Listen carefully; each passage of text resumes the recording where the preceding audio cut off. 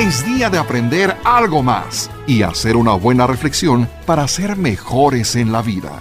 ¡Claro! Te acompaña ese amigo que te guiará en tu camino.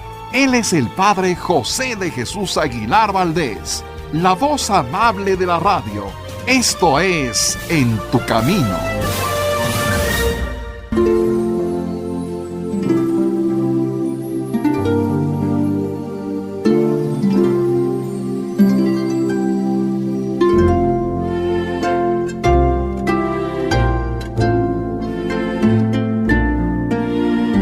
¿Qué tal, amigas, amigos? Muy buenas tardes y bienvenidos a este programa En tu Camino, que como ustedes saben lo hacemos siempre con mucho cariño y con el afán de que en el camino de la vida pues vayamos aprendiendo, reflexionando, haciendo los cambios necesarios para tener una vida maravillosa, porque finalmente solamente tenemos una vida y tenemos que tratarla de vivir de la mejor manera, dar lo mejor de nosotros a los demás y también valorar, aprovechar, agradecer todo lo que los demás nos pueden dar. Agradezco yo a mi productor Sergio Enríquez Morín, que permite que este programa te llegue a ti de la mejor manera. Y tú sabes que en este programa tratamos no solamente de tocar algunos temas de espiritualidad, de cultura, de psicología, sino también tratamos de responder algunas preguntas que, como tú y yo, siempre se nos van presentando en la vida y de repente, pues gracias a esa curiosidad que el ser humano tiene de aprender más, de resolver sus problemas, pues tratamos de tocar. Y me han llegado algunas preguntas que en este día voy a tratar de conjuntar.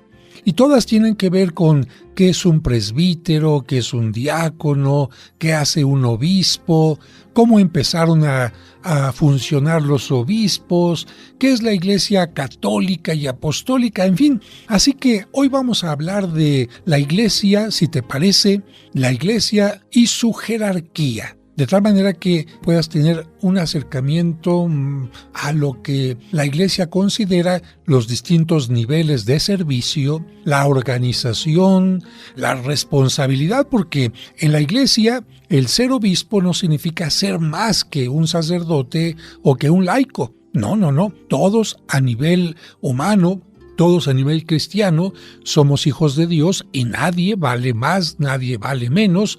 Simplemente tenemos un servicio distinto, una responsabilidad, un cargo totalmente distinto.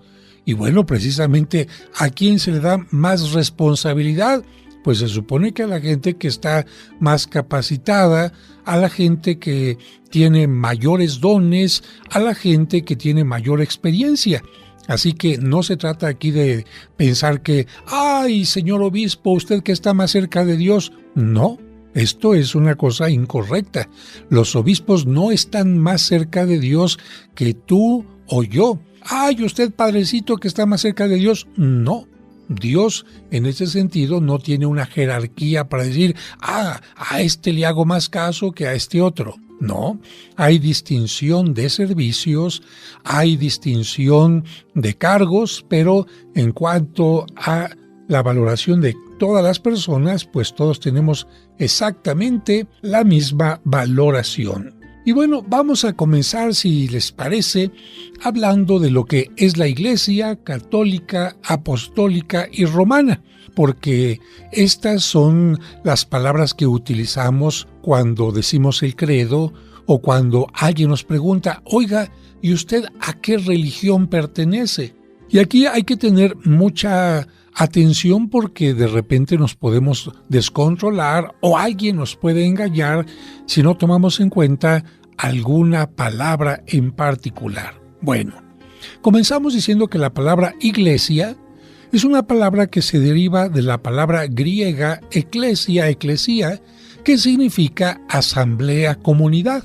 Así que esta palabra la puede utilizar cualquier grupo que se reúne para tratar cualquier asunto.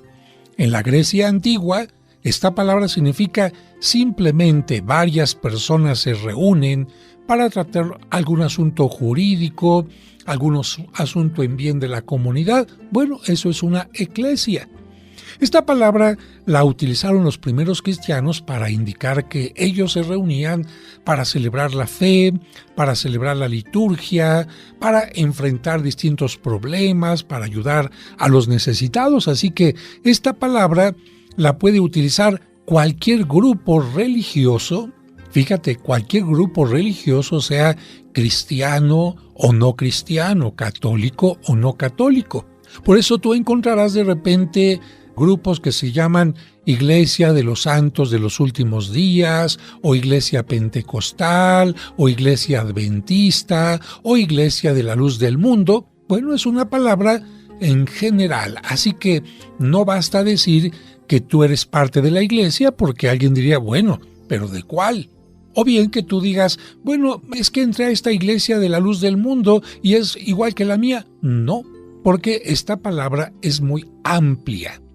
Por esta razón, se une a la palabra iglesia, en el caso nuestro, la palabra católica, otra palabra griega, y dirás, ay padre, ¿y por qué están estas palabras griegas?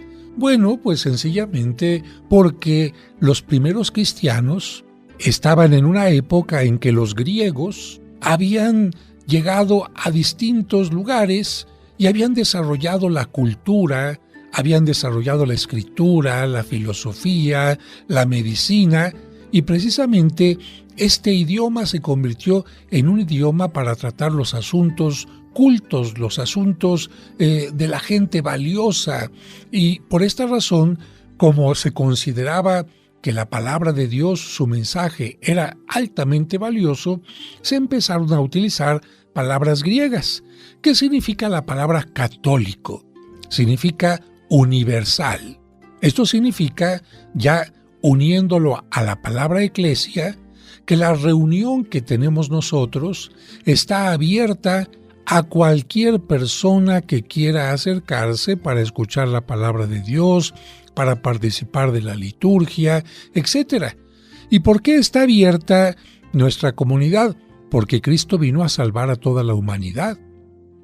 Cristo no vino a salvar únicamente a la gente de piel blanca, o de tal estatura, o de tal continente, o de tal edad, o de tal partido político. No, Cristo vino a salvar a toda la humanidad. Por lo tanto, nuestra iglesia está abierta a todos.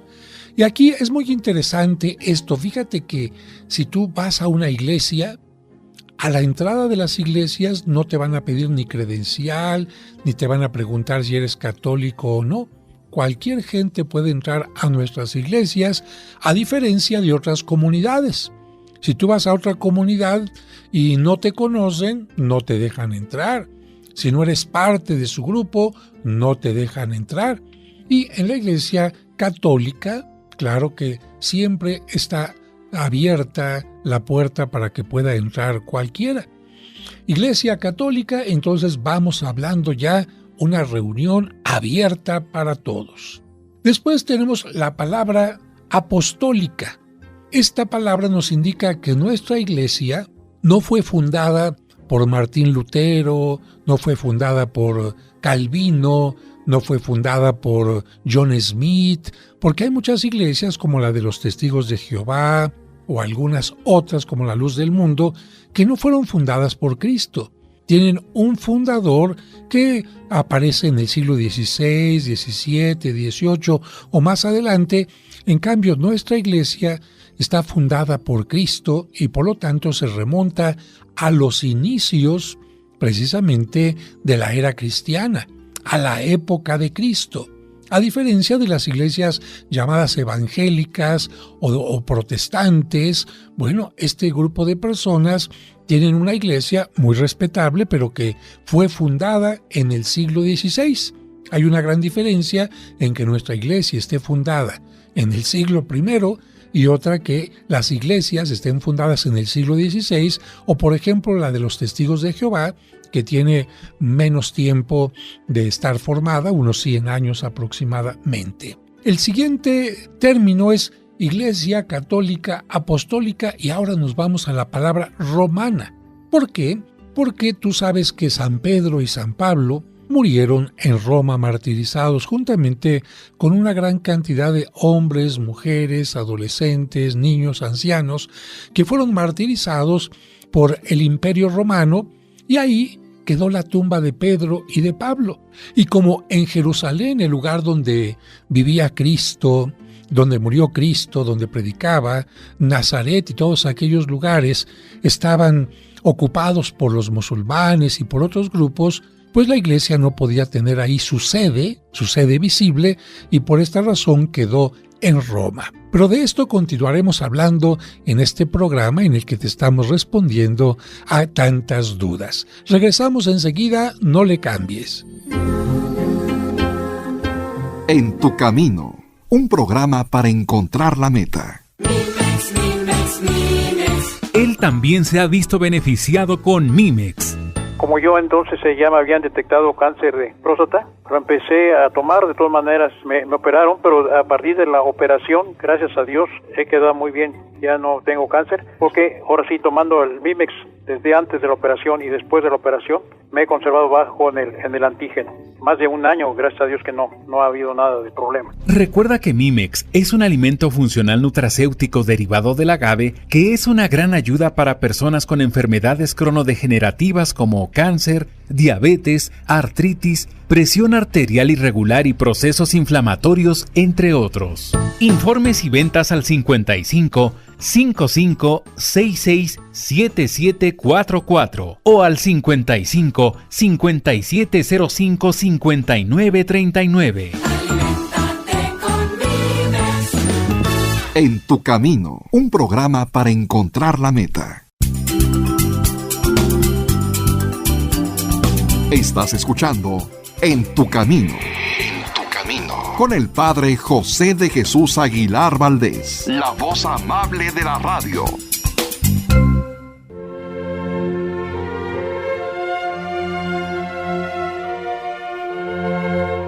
Oración de los padres por sus hijos. Señor Padre Todopoderoso, te damos gracias por habernos dado estos hijos. Es una alegría para nosotros, y las preocupaciones, temores y fatigas que nos cuestan, las aceptamos con serenidad. Ayúdanos a amarlos sinceramente. A través nuestro has hecho surgir vida. Desde toda la eternidad tú los conocías y amabas. Danos sabiduría para guiarlos, paciencia para instruirlos, vigilancia para acostumbrarlos al bien mediante nuestro ejemplo. Fortalece nuestro amor para corregirlos y hacerlos más buenos. En ocasiones es tan difícil comprenderlos, ser como ellos nos desean, ayudarlos a hacer su camino. Enséñanos tú, Padre bueno, por los méritos de Jesús tu Hijo y Señor nuestro. Amén.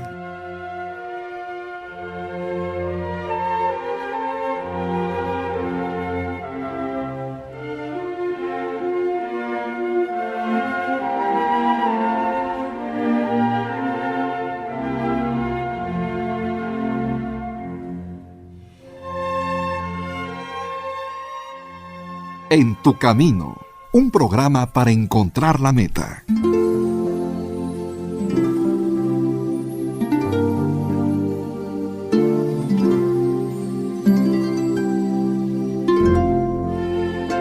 Muchas gracias por continuar con nosotros en este programa en donde estamos respondiendo a tus inquietudes, a tus cuestionamientos, a tus preguntas, y estamos hablando de la jerarquía en la Iglesia. ¿Por qué lleva este título de Iglesia Católica, Apostólica y Romana? ¿Quiénes son los obispos? ¿Quiénes son los diáconos? ¿Cómo se eligen? Etcétera. En el bloque anterior ya describimos lo que es la Iglesia Católica, Apostólica, y mencionábamos que la Iglesia tuvo que organizarse particularmente para tener una sede, un lugar visible para todo el mundo, para todos los creyentes, y este se encontró en Roma. ¿Por qué? Bueno, pues porque lo que conocemos como Tierra Santa En primer lugar, fue destruido por los romanos poco tiempo después de que Cristo murió y resucitó, así que tanto judíos como cristianos tuvieron que alejarse de aquella zona. Más adelante fue ocupada por los romanos para hacer algunas construcciones de tipo romano, y los cristianos y los judíos no se sintieron tan bien porque no tenían las circunstancias, las condiciones adecuadas para vivir bien. Y lamentablemente después llegó un grupo que fue fundado por Mahoma, y este grupo es el grupo al que conocemos como el Islam. Los musulmanes se apoderaron de aquella zona y durante mucho tiempo la tuvieron en sus manos. Todavía incluso hasta nuestros días hay lugares que están en manos de los musulmanes. Los católicos, con la unión del Papa y varios reyes, varios ejércitos en caballería, trataron de reconquistar, volver a tener en sus manos Tierra Santa en lo que nosotros conocemos como las cruzadas. Es decir, hubo una cruzada para recuperar Tierra Santa, y aunque en algún momento los cristianos pudieron vencer a los musulmanes, lamentablemente los musulmanes no permitieron que esto sucediera, y por esta razón, como te decía, hasta nuestros días Tierra Santa está ocupada en muchos lugares por musulmanes. ¿Cómo es que ahora la gente puede llegar a Tierra Santa y visitarla? Bueno, para eso tuvieron que pasar muchas cosas.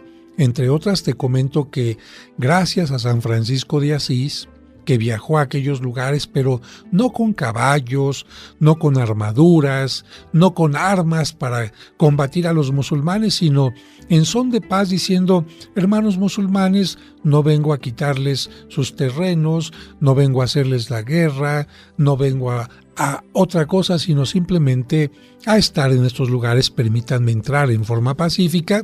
Pues de esta manera los seguidores de San Francisco, que fueron los franciscanos, empezaron a llegar a estos lugares y poco a poquito fueron obteniendo el permiso para vivir en un lugar. Después lograron adquirir un terreno pequeñito, después otro terrenito más grande. Después se pusieron a estudiar dónde había estado la casa donde vivió Cristo y lograron comprar ese terrenito o alguno cercano. Y poco a poquito la apertura de los musulmanes, los cambios en los gobiernos, permitieron que actualmente, aunque Tierra Santa está en manos de los judíos, en manos de los musulmanes, también una parte está en manos de los cristianos. Pero bueno, entonces, bajo esta circunstancia que yo te estoy comentando, los cristianos no podían estar en Jerusalén, en Tierra Santa, y bueno, qué mejor lugar para tener una sede que Roma, la tierra de los mártires, la tierra en donde se fue gestando poco a poquito una forma de mantener unida a la Iglesia a través de una cabeza, que es precisamente el Papa. Pero además por algo también particularmente interesante, porque fíjense, amigos, que en tiempo de Cristo, recordarán ustedes, ¿cuál era el poder más grande que había? El poder terreno, pues era el poder del César. El Imperio Romano se había extendido desde Italia, los romanos habían conquistado toda Italia, las islas, Sicilia, Córcega, Cerdeña, habían conquistado lo que es España, Francia, lo que era una parte de Alemania, Grecia, en fin, se habían extendido a Turquía, hasta el Medio Oriente. Era el ejército más importante que había y parecía que este ejército iba a terminar con la Iglesia. El grupo, el puñadito de cristianos que iban predicando, de hecho el libro del Apocalipsis nos presenta a el Imperio Romano y las persecuciones como un dragón de 7 cabezas que quiere destruir a la Iglesia, pero el libro del Apocalipsis nos dice que aparece Miguel, el poder de Dios, y vence a aquel dragón. Y esto sucedió. El Imperio Romano, fíjense, con todos sus monumentos, con todo su ejército, con todos sus césares, con toda su cultura, cayó. Y en cambio, la Iglesia, aún a pesar de las persecuciones, de tantos conflictos, la Iglesia continúa hasta el día de hoy.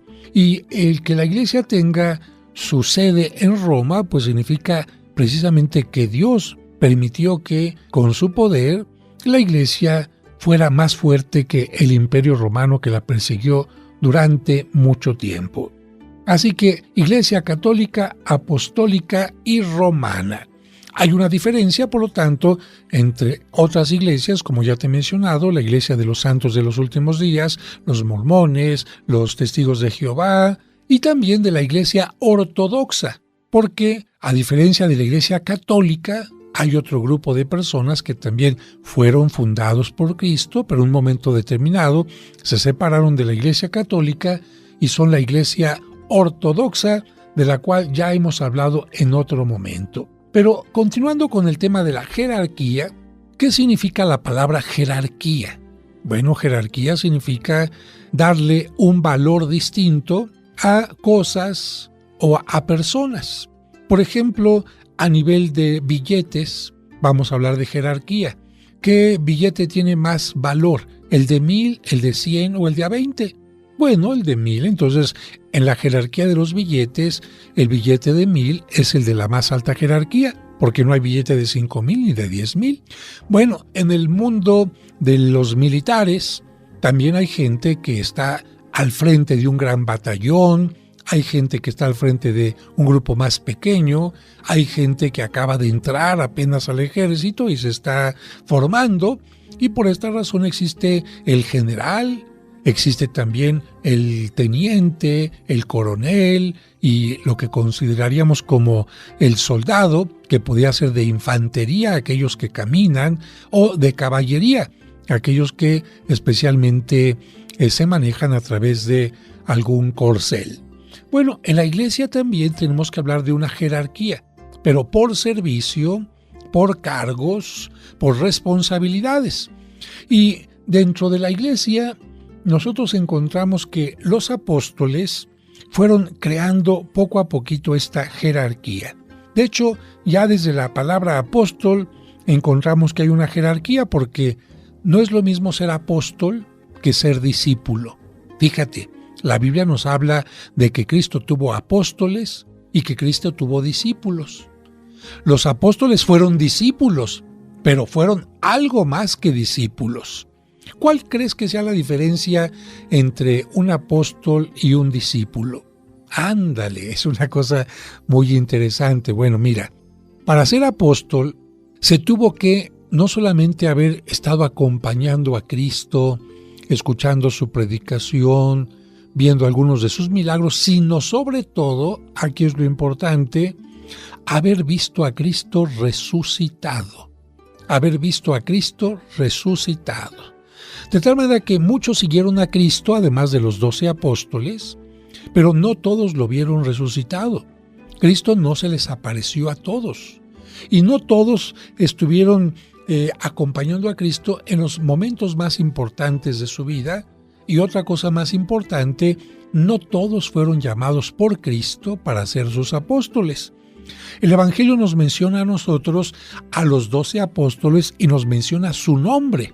Aunque uno le falló, bueno, ahí estaban los 12, y aunque cuando Judas Iscariote se intenta ahorcar y cuando se cuelga de la soga, su cuerpo cae y se rompe la cabeza, bueno, alguien que había estado con ellos, que había sido testigo de alguna manera, toma su lugar, y ese será San Matías.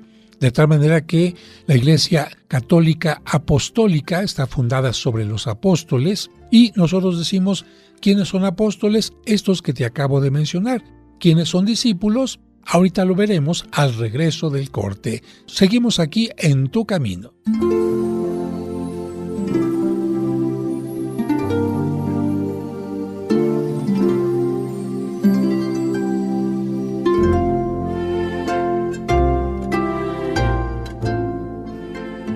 En Tu Camino. ¿Sabías que mediante una pequeña lectura que hagas cada día durante un año, habrás comprendido qué es la Biblia y cómo se formó? Además, conocerás el origen del pueblo judío, cuál es el sentido de los 10 mandamientos. Sabrás también cuáles son los libros sapienciales. Conocerás la relación entre el Antiguo y el Nuevo Testamento. Además, cuáles fueron las palabras de Jesucristo y muchos temas más. 365 días para acercarse a Dios. Adquiérelo en la parroquia de los Santos Cosme y Damián, Serapio Rendón 5, Colonia San Rafael, a 2 calles del Metro San Cosme. O pregunta por los envíos y la versión digital enviando un mensaje a través de WhatsApp a los teléfonos 55 55 66 7744 o al 55 5705 5939. 365 días para acercarse a Dios. Un libro del Padre José que te hará crecer en tu vida espiritual y te hará descubrir que Dios está más cerca de ti de lo que te imaginas. En tu camino, un programa para encontrar la meta. En tu camino.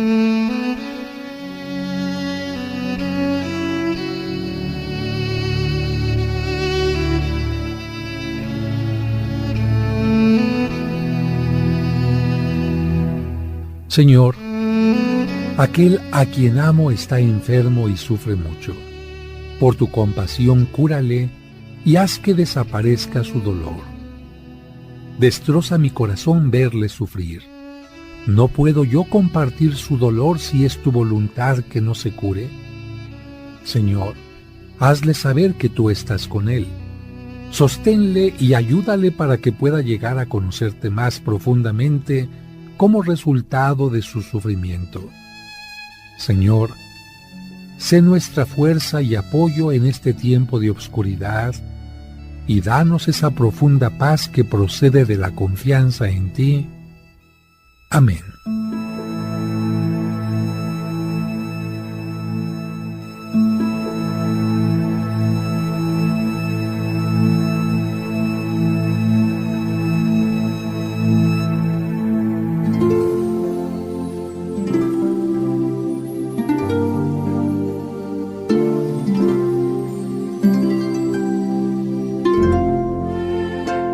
Muchas gracias por continuar con nosotros en este programa y continuamos con el tema de la diferencia entre ser apóstol y ser discípulo. Y hemos dicho que ser discípulo es cualquier persona que se acerca para aprender gracias a un maestro, gracias a un enseñante, gracias a alguien que tiene mayor conocimiento que el que quiere aprender. Mucha gente se acercaba a Cristo para escuchar sus palabras, sus parábolas, sus sermones.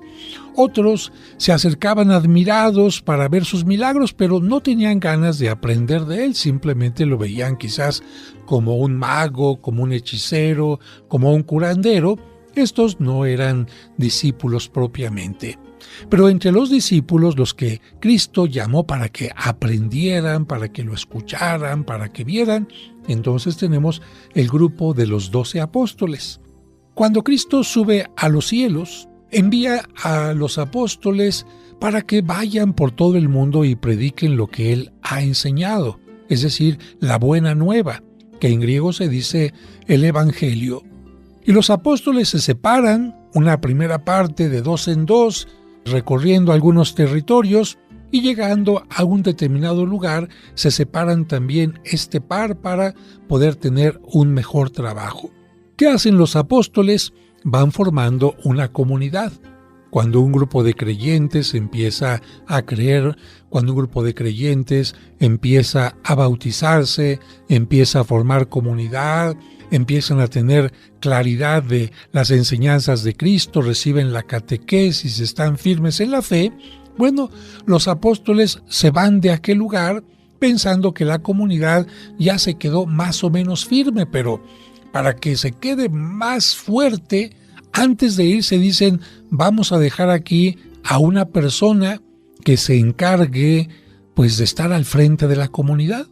Bueno, porque tú sabes que si tú dices en algún lugar, ahí les encargo esto, pero no nombras a un encargado, todo el mundo se hace de la vista gorda, nadie se hace responsable y las cosas no marchan bien. Por eso siempre es importante poner a una persona con nombre, con cara, que todo el mundo lo conozca y digan, este es el responsable, este es el encargado. ¿A quién pondrías tú si fueras el apóstol? ¿A la persona más irresponsable? ¿A la persona con menos conocimiento? a la persona que no le dedica tiempo a lo que tú le pediste que hiciera? Pues por supuesto que no. Por esta razón, los apóstoles empezaron a elegir a personas particulares que cumplían con determinados requisitos. Y gracias a esto la comunidad se mantenía unida, gracias a esto la comunidad oraba junta, gracias a esto el dirigente hacía que las cosas se compartieran con los más pobres, y así es como se fueron formando las iglesias en determinados territorios. Y no me refiero a construcciones de edificios, porque durante los primeros siglos los cristianos se reunían en casas porque eran perseguidos por el imperio y no podían construir un edificio para que el imperio dijera, ahí están reunidos todos, sino que tenían sus reuniones en una forma más modesta. ¿Cómo se le llamó a el encargado que los apóstoles iban dejando? En griego se le llamó episcopo, que se traduce al español como obispo. ¿Qué significa en griego episcopo? Significa vigilante o inspector. A través de ellos, esto es muy importante, se mantiene la sucesión apostólica. A ver, ¿a qué me refiero? Antes de que Cristo subiera a los cielos, les envió a los apóstoles a predicar, pero también más adelante les dio el Espíritu Santo para que pudieran tener el poder de perdonar los pecados y muchas otras cosas más. No era suficiente que los apóstoles le dijeran a alguien, yo te nombro a ti obispo. Muy bien, ¿y con qué poder voy a hacer esto? Aquí está el detalle. Los apóstoles transmitían el poder que recibieron de Cristo a los nuevos obispos. ¿Cómo lo transmitían? ¿Solamente con la palabra? No. Había un gesto que se sigue utilizando todavía hasta el día de hoy. Los apóstoles imponían las manos sobre aquella persona a la que le estaban dando este poder y le transmitían ese poder. Fíjate qué interesante. Aquel obispo más adelante también transmitía este poder a través de la imposición de manos.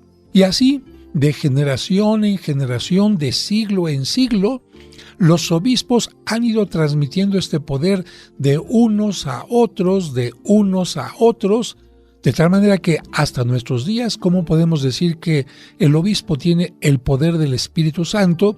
Porque lo recibió de su antecesor, y él de su antecesor, y él del anterior y del anterior y del anterior hasta llegar a Cristo. A diferencia de otras comunidades fundadas, por ejemplo, en el siglo XVI, XVII, XVIII o recientemente. Alguien puede decir, estoy fundando una comunidad religiosa. Muy bien, ¿de quién recibiste el Espíritu Santo? ¿Me puedes decir? Pues de Dios. Bueno, tú puedes decir eso. Nosotros, a diferencia tuya, podemos decir que el Espíritu ha sido pasado de generación en generación desde el tiempo de los apóstoles. En cambio tú dices que fundaste tu iglesia en el siglo XVI. Bueno, del siglo XVI hasta el tiempo de Cristo hay una gran distancia. ¿Y cómo saber que Cristo realmente te dio el Espíritu Santo? Porque Cristo hace 16 siglos que ya no estaba. O la acabas de fundar tu comunidad hace 100 años. Y dices que recibiste el Espíritu Santo. Bueno, está bien, se vale decir lo que cada quien quiera decir, pero nosotros tenemos una certeza. Desde el tiempo de los apóstoles hasta ahora, los obispos, primero de apóstol a obispo y después de obispo a obispo, se ha ido manteniendo la sucesión apostólica. De tal manera que los obispos son conocidos por esta responsabilidad, y a ellos se les llama el ordinario del lugar. Cuando tú escuches que en la iglesia se dice el ordinario de la Arquidiócesis de México, el ordinario de la Arquidiócesis de Monterrey es fulanito de tal, se está refiriendo al obispo. En unión con el Papa, todos los obispos del mundo forman lo que se conoce como el colegio episcopal. ¡Ay, padre, ¿a poco van al colegio, van a la escuela? No, es que fíjate que la palabra colegio no significa escuela. Actualmente en algunos lugares les llaman así, pero la palabra colegio significa reunión de personas también. Y como hay una reunión de niños que van a tomar una clase, pues se le empezó a llamar también colegio. Pero el colegio episcopal es la reunión de todos los obispos que trabajan en conjunto, unidos al Papa. Y el Papa es el obispo más importante entre todos. ¿Cómo se distingue a un obispo? Pues a un general, a un coronel, a un soldado, se les distingue por algo en particular. Bueno, en este caso, al obispo se le distingue por su vestimenta, que es una sotana negra, con una banda en la cintura de color morado, con botones de color morado, las orillitas de la sotana de color morado, un sombrerito blanco redondo que va en la cabeza que se llama solideo, que también es morado, una cruz grande que lleva en el pecho que se llama pectoral, un anillo que significa que él tiene una autoridad, porque los anillos antes eran como sellos, servían para sellar, y cuando está en la liturgia, cuando está en la misa, pues lleva un sombrero en forma de pico en la parte de arriba que se llama mitra, lleva un bastón de pastor que se llama báculo, y el obispo puede tener un escudo, y de hecho lo debe de tener, un escudo con su lema, que sirve para indicar también el periodo en que está al frente de una determinada iglesia.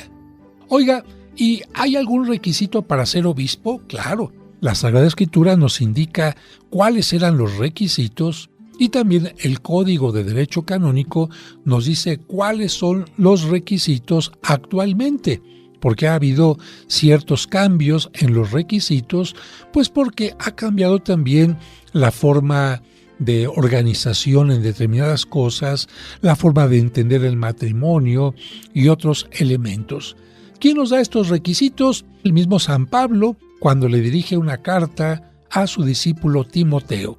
Pero vamos a leer esta carta al regreso del corte, porque esto se sigue poniendo interesante. No le cambies, regresamos enseguida.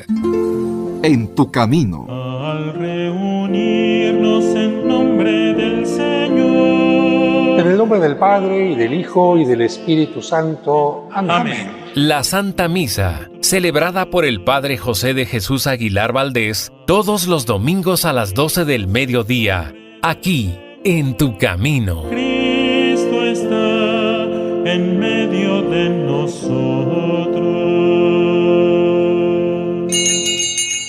En tu camino. En tu camino.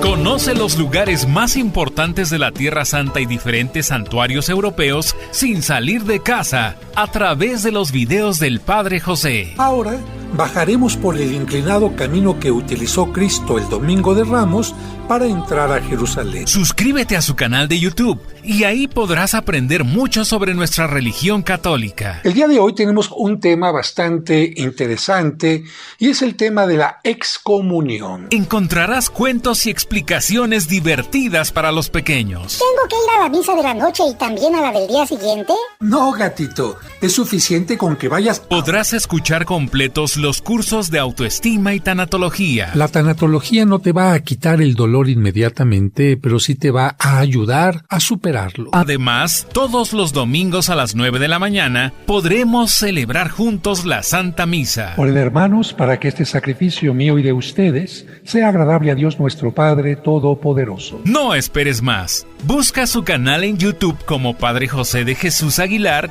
y suscríbete.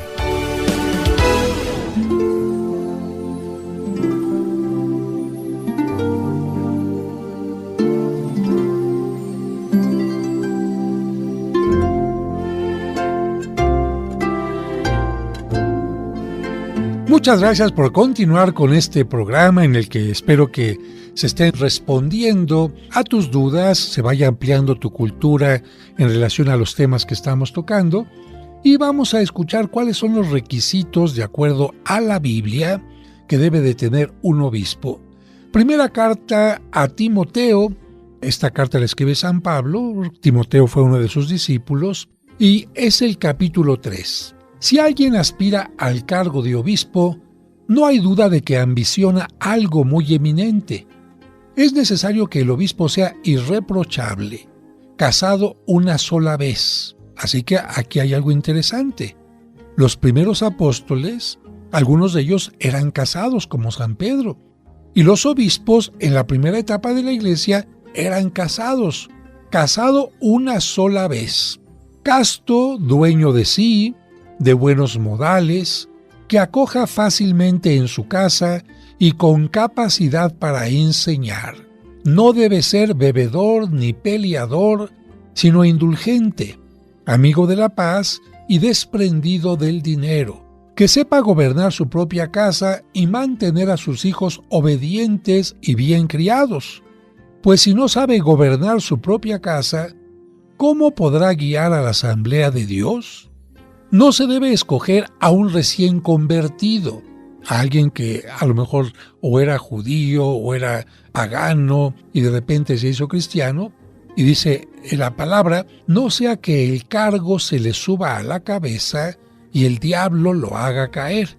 Es necesario también que goce de buena fama ante los que no pertenecen a la Iglesia, para que no hablen mal de él y caiga en las redes del diablo. Así que, como puedes ver, pues se busca una persona de buena fama, que dé ejemplo por educar a sus hijos, por tener una buena manera de ser responsable en la casa, de no tener el vicio del alcoholismo, no ser alguien que se deje llevar por la ira, sino más bien alguien que ame la paz. Y esto, pues, yo creo que está perfectamente entendido. ¿Cómo puede gobernar alguien una comunidad si no es capaz de gobernar algo más pequeño que es su casa? De hecho, en la comunidad ortodoxa se sigue todavía estos lineamientos, particularmente que los obispos sean casados, para que de esta manera se pueda ver si están cumpliendo bien con su familia y con la Iglesia como tal. ¿Qué nos dice el derecho canónico actualmente sobre los obispos? Bueno, el derecho canónico pide que tengan buena fama, que hayan cumplido 35 años de edad, que tengan 5 años por lo menos como sacerdotes, que tengan el grado de doctorado o al menos licenciatura en Sagrada Escritura, en teología o en derecho canónico, o si bien no han tenido esta licenciatura, por lo menos que sean expertos en estas disciplinas. ¿Quién elige al obispo? El Papa. El Papa es el que elige a los obispos, pero fíjate bien, por recomendación de los obispos de donde va a estar elegido el nuevo obispo. A ver, para que me entiendas, los obispos tienen que ir haciendo unas listas cada determinado tiempo de algunos que podrían ser candidatos para ser un buen obispo. Por ejemplo, imagínate que el obispo de Guadalajara o el de México o el de Monterrey, pues dicen, yo conozco a un sacerdote que sería muy bueno cuando se necesite un obispo, van poniéndole en una lista y estas listas las van mandando al Vaticano. Y el Papa, viendo estas listas, elige, pero siempre se le pregunta a la persona elegida si está dispuesta a hacerlo, si no considera que haya algún impedimento, y si la persona dice que no, por alguna razón no acepta, por supuesto que no se le obliga, pero si la persona acepta, en ese momento ya habrá un momento en que se le ordene como obispo para tal. ¿Cómo se le llama al obispo cuando ya ha sido ordenado? Excelentísimo y reverendísimo. Se le dice excelencia. Y en cambio, cuando una persona ya tiene un grado más alto, arzobispo, entonces ya se le llama eminencia. El derecho canónico tiene toda una zona dentro del mismo libro dedicada a ellos, con todas sus obligaciones, con todo lo que significa cumplir con lo que tienen que hacer. ¿Cómo se le llama al territorio que un obispo va a gobernar? Se le llama diócesis, si es pequeño o si tiene poca población, y en cambio arquidiócesis, si es un territorio grande o tiene muchísima población. Los obispos pueden tener este cargo hasta los 75 años de edad y entonces tienen que presentar su renuncia y entonces retirarse para permitir el paso a un nuevo obispo. Y hay obispos que son llamados por el Papa para que sean sus consejeros particulares, y a estos obispos se les llama cardenales. De tal manera que ahí vamos en la parte de la jerarquía. La sede, la iglesia donde el obispo celebra ordinariamente, se llama catedral. El obispo será el encargado también de la formación de los nuevos sacerdotes a través de un seminario y tiene que presentarle al Papa información de todo lo que se va haciendo en su diócesis cada determinado tiempo en algo que se llama visita ad limina. Los obispos, para poder trabajar mejor, nos dice la Sagrada Escritura, eligieron a varios hombres a los que les impusieron las manos también, a los que nosotros les llamamos sacerdotes o curas, pero su nombre correcto es presbítero, que significa anciano en la fe. A diferencia del obispo, que puede celebrar todos los sacramentos, el presbítero no puede ordenar sacerdotes y tampoco puede confirmar. Estas son cosas que le corresponden al ordinario. Solamente el obispo puede ordenar nuevos sacerdotes y confirmar. Después vino otro grupo de personas que también ayudan al obispo, que también tienen parte del sacerdocio de Cristo. El que lo tiene en plenitud es el obispo, después el presbítero, y este tercer grupo es el grupo de los diáconos. Presbítero significa anciano en la fe, porque eran elegidos entre los hombres no de mayor edad forzosamente, sino de mayor experiencia, que se había probado también su fama, su buena forma de vivir. Este tercer grupo surgió para especialmente atender a los más necesitados, para repartir las despensas, la ayuda económica, para visitar a los enfermos con mayor facilidad. La palabra diácono significa servidor, y este grupo solamente puede ofrecer 2 sacramentos, el bautismo y el matrimonio.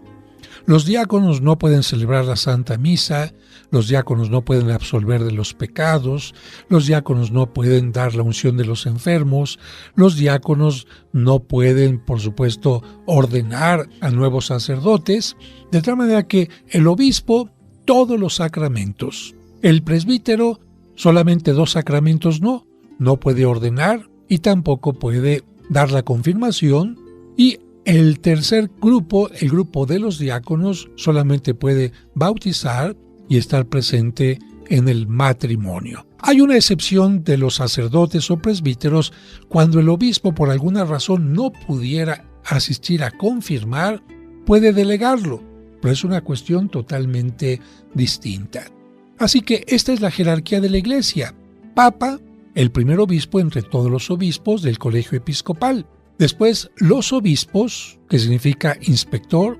Después los presbíteros, que son los sacerdotes, que pueden tener cargos distintos de párroco, de vicario, de capellán, pero son todos presbíteros. Y después los diáconos, que son los que ayudan a los presbíteros. Todos los religiosos y religiosas no son parte de la jerarquía. Que yo soy monje franciscano, que benedictino, que yo soy clarisa, no son parte de la jerarquía. Forman parte de las comunidades religiosas, pero no forman parte de la jerarquía, ni el pueblo de Dios en general, que se les llama laicos, de la palabra laos griego, que significa pueblo, gente del pueblo, tampoco son parte de la jerarquía. Amigos, amigas, espero que les haya gustado este programa y seguiremos en contacto, como siempre, a través de este medio y de las redes sociales. Que Dios les bendiga. Padre nuestro, que estás en el cielo, santificado, sea tu nombre, venga a nosotros, venga tu reino, hágase tu voluntad.